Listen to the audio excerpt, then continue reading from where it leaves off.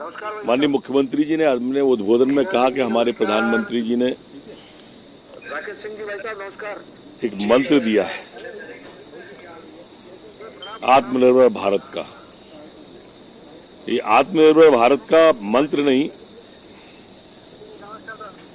हमें वास्तव में इसको धरातल पे उतारना है और उस 5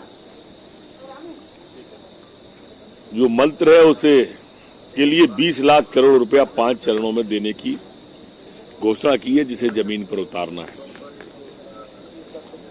माननीय प्रधानमंत्री जी इस वैश्विक महामारी में वैश्विक नेता के रूप में आप सबने देखा होगा उभरे। एक विश्व को दिशा देने का काम भारत ने किया। भारत के निर्णयों की, प्रधानमंत्री जी के निर्णयों की पूरा विश्व सराहना कर रहा है और इसलिए उन 5 चरण का आज बिंदुवार समीक्षा की गई।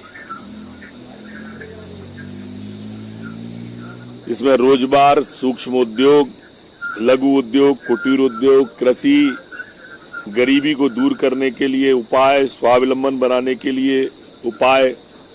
मुख्यमंत्री जी ने अपने उद्बोधन में कई बार ये कहा आज कि कल्पना करें गणेश जी की मूर्ति चीन बना रहा है, हमारी भारत की पिचकारी चीन बना रहा है। प्रधानमंत्री जी ने कहा है लोकल के लिए वोकल होना, तो हमें लोकल के उद्योग को आगे बढ़ाना चाहिए, मध्य प्रदेश को आत्मनिर्भर बनना चाहिए। हम सत्ता में सिंहासन में बैठने के लिए नहीं आए हैं, जनता की सेवा करने के लिए आए हैं।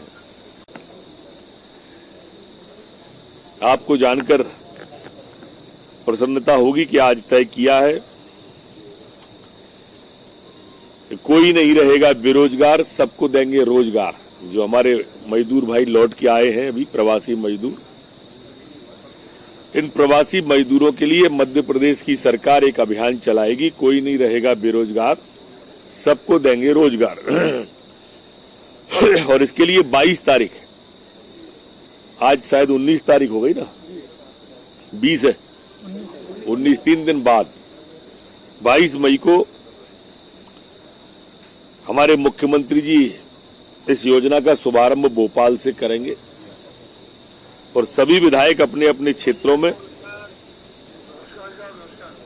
जनपद स्थान पर इसकी शुरुआत करेंगे और जॉब कार्ड बांटेंगे। जो अभी पुरानों को तो बढ़ चुके हैं, जो प्रवासी मजदूर लौट के आए उनको भी एकत्रित करके 22 तारीख से एक अभियान की शुरुआत करेंगे, जो धीरे धीरे हर पंचायत में ये जॉब कार्ड बंट जाएंगे। अभियान का नाम है कोई नहीं रहेगा बेरोजगार, सबको देंगे रोजगार। आज कैबिनेट में तय हुआ कि गौशाला हमारी प्राथमिकता रहेगी और गौशालाओं के निर्माण हर पंचायत में। पंचायतों में हम इस तरह की जल संरचनाएं, ये सारी चीजें इसी से रिलेटेड मानना आप कोई नहीं रहेगा बेरोजगार के, जल संरचना भी बनेगी गांव के लिए और उस वहां के जो मजदूर लौट के आया है उसको काम भी मिलेगा, कर दी गई है।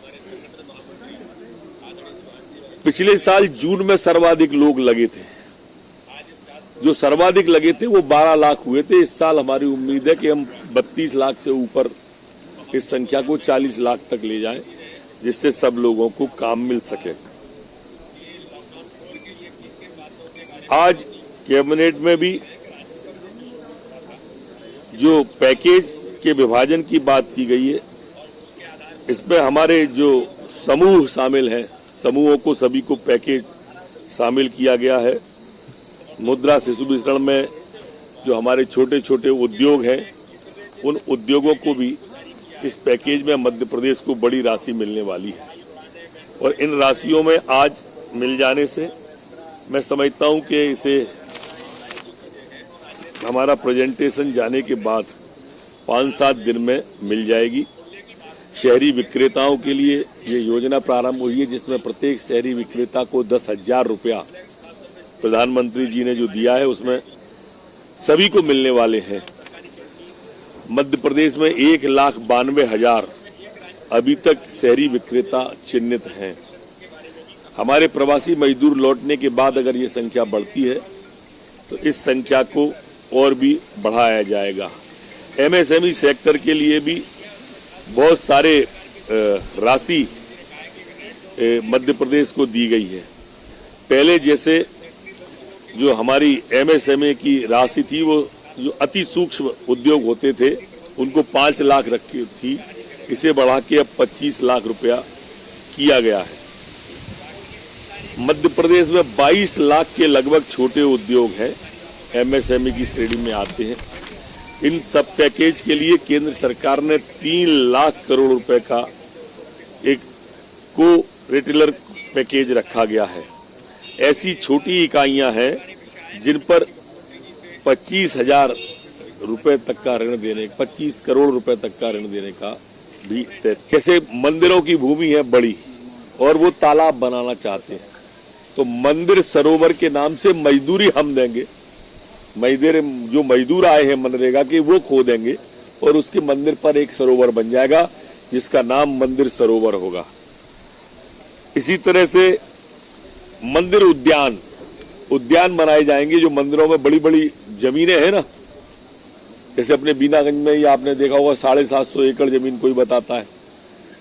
जो बड़ी बड़ी जमीनें हैं, हमारे रानी घाटी में बहुत बड़ा जमीन का रकबा है, तो मंदिर उद्यान अगर कोई बनाए तो मनरेगा के तहत हम उसे राशि देंगे और वो इसको बनाएगा। मंदिर गौशाला, जैसा मैंने कहा कि मंदिर अगर गौशाला खोलना चाहता है तो हम इससे उसको मंदिर की गौशाला बना के देंगे और वो गौशाला जो है उसमें निर्माण हम करके देंगे और वो मंदिर के पुजारी जी और साधु संत उसको संभालेंगे। इसी तरह से जल संरचनाएं गांव के अंदर बनाने का भी आज तय किया है कि ये सारी जल संरचनाएं हर गांव पंचायत में एक तालाब बन जाए, उसके लिए काम करें। माननीय प्रधानमंत्री ने जो पैकेज बांटे हैं उसने मनरेगा के लिए 40,000 करोड़ रुपया रखा गया है। अब इन 40,000 करोड़ में से हमें उम्मीद है कि मध्य प्रदेश को 11,390 करोड़ रुपए की राशि मिलेगी। मध्य प्रदेश में 22,000 से अधिक पंचायतें हैं और अभी वर्तमान में मनरेगा में 20 लाख से अधिक लोग लगे हुए हैं। पिछले साल से अगर इसकी तुलना करें तो पिछले साल में इस समय इस सीजन में 10 लाख लोग ही काम करते थे। इस बार प्रवासी मजदूरों को काम मिले, इसके लिए ये ग्लोबल टेंडर जो होते थे, बड़ी खबर बता रहा हूं आपको, ग्लोबल टेंडर जो होते थे उन पर रोक लगा दी है। ग्लोबल टेंडर से अभिप्राय जो सप्लाई होती थी वो सप्लाई में बाहर से भी माल ले लेते थे। आज के बाद में वो चीज की आवश्यकता, उसमें खासकर चिकित्सा उपकरणों की तरफ इशारा है मेरा। ऐसे उपकरण जो इस देश के अंदर बनते हैं वो बाहर से लिए ही नहीं जाएंगे। लोकल के लिए वोकल जो प्रधानमंत्री जी का नारा है, शुरुआत उसकी कर दी गई है। अब ये सारा चीजें भारत की ही निर्यात खरीदी जाएंगी, सिर्फ उसको छोड़कर जो हमारे देश में बनती ही नहीं है।